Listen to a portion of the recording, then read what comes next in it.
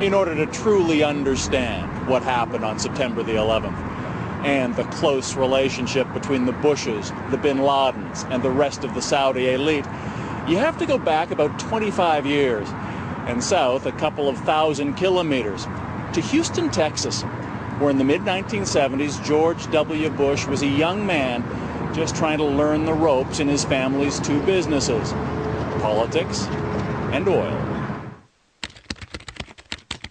George Sr. struck it rich in oil, became a congressman, then director of the Central Intelligence Agency, where it's said he first won the friendship of the Saudi royal family by arranging CIA training for their palace guards.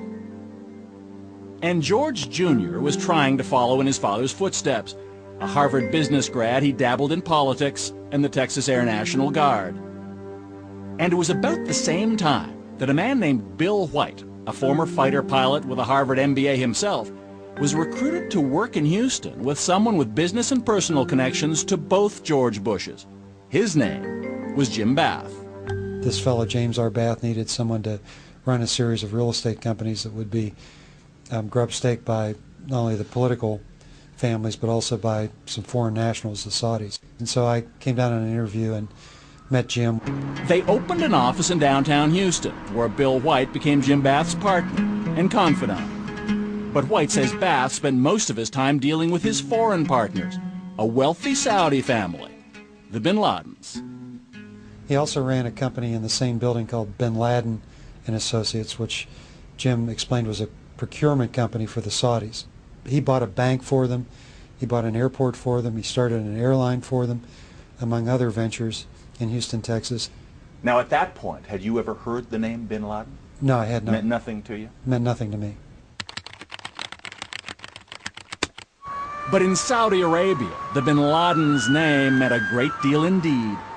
They owned one of the largest Saudi construction companies. They were advisors to the royal family. They were the second richest family next to the royals, with billions of dollars to invest abroad in places like Houston, where the Bush family lived. They moved into this estate in one of Houston's finest neighborhoods. A bin Laden brother named Salam bin Laden and a brother-in-law, Khalid bin Mahfouz. Mahfouz was also one of the Saudi royal family's bankers. So is it fair to say that when the bin Laden group establishes an office in Houston, the presence of the Bush family at that point had a lot to do with it? Oh, absolutely. I think that was essential, the essential element. And I don't think any of those dollars would have come into the United States or any of those assets been purchased had not there been this quid pro quo relationship with the Bush family. While the bin Ladens built their ties to Texas, back home in Saudi Arabia they were making another kind of foreign investment.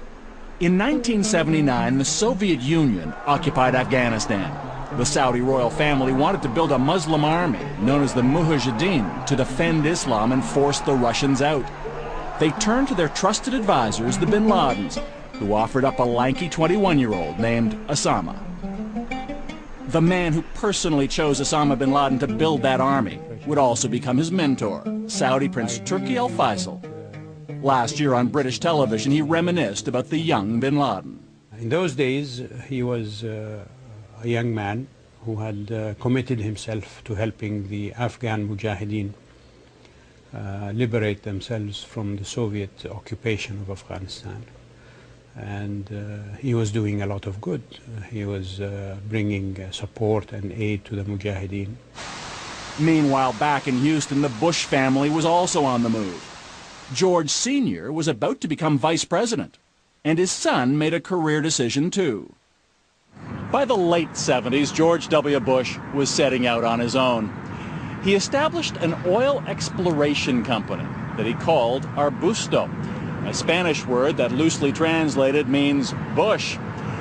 But before Arbusto could find oil, it needed to find some money, operating capital. And apparently George Bush knew where to look. Well, Bath had told me that he had used Saudi money to fund George Bush Jr.'s foray into the energy business. This is the Arbusto Corporation? Yes, the Arbusto partnerships. As Bath's partner, Bill White, says he had access to information about the financial dealings between the bin Laden family and George W. Bush.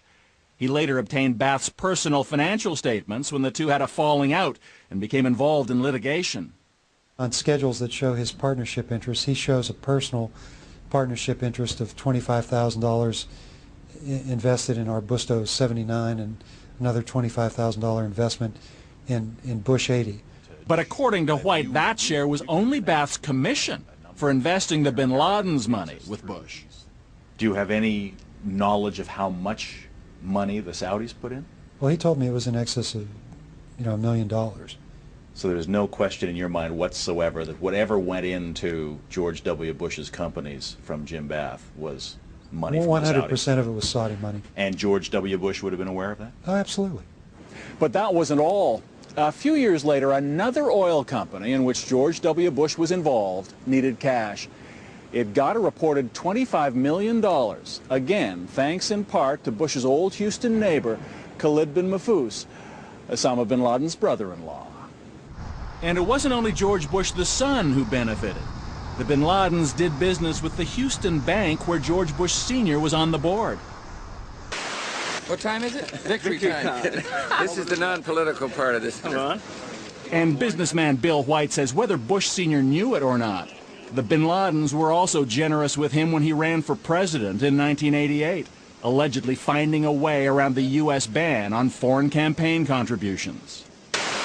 My understanding from Bath was that they were making campaign contributions by taking briefcases full of cash to the law firms. They would give the cash to the lawyers, and then each of the lawyers in turn would make a $1,000 campaign contribution to Bush. Which would presumably be against electoral law in the U.S. Well, it is against the law, but it's obviously covered by virtue of the attorneys making the contributions. And when George Bush Sr. became president, as with George W. more than a decade later, the Saudis occupied a special place at the White House. The Oval Office always open to one man, Saudi Arabia's ambassador, Prince Bandar. He's got instant access. He calls them up, says, I'm coming over. He's got instant access to the CIA, anybody he wants. He can summon people. He can call anybody up at home at any time, which most ambassadors in Washington cannot do. Robert Baer served with the CIA for 21 years and spent much of that time in the Middle East. What is the George W. Bush calls Bandar? Bandar Bush? Bandar Bush, yeah, he calls him Bandar Bush. You know, that's fine. Bandar's a great ambassador. It works great until you turn a blind eye, until you believe everything Bandar says. Baer believes that Bandar's position is symptomatic of the blind self-interest on both sides. That's the Saudi-American relationship's fatal flaw.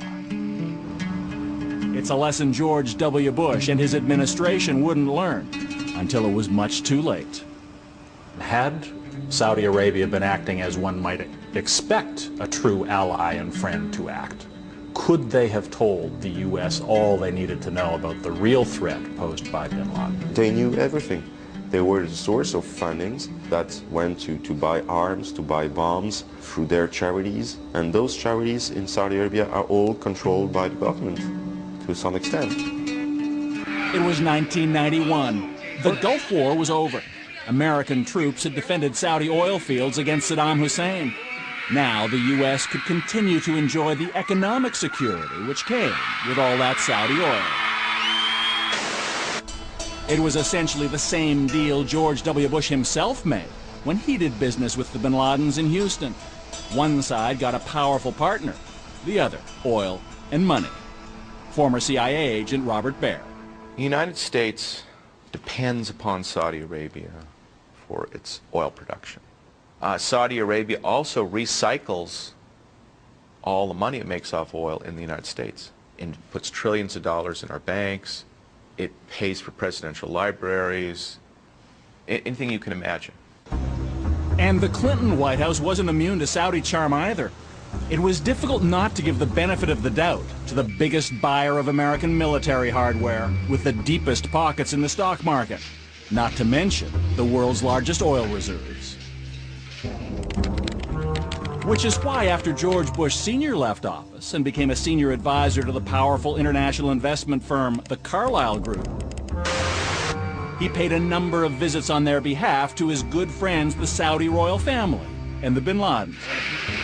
A very nice reunion with friends. I'm very pleased to see you. They soon became Carlyle clients. Incredibly, on September 11th, Bush and the head of the bin Laden family would be at the same Carlyle Group meeting in Washington, just a few miles from where Osama bin Laden's hijackers would attack the Pentagon.